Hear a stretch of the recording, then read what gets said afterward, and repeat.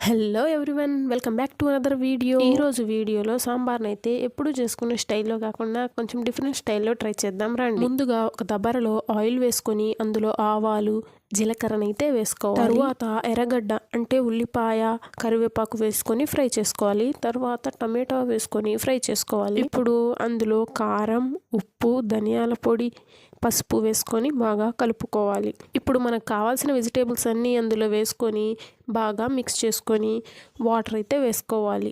ఆ వెజిటేబుల్స్ అన్నీ కుక్ అయ్యేలోపు మనం ముందుగా ఉడకబెట్టుకున్న పప్పునైతే బాగా మెత్తగా చేసుకోవాలి. వెజిటేబుల్స్ అన్నీ కుక్ అయిన తర్వాత మనం ముందుగా చేసి పెట్టుకున్న చింతపండు రసాన్ని అయితే యాడ్ చేసుకోవాలి.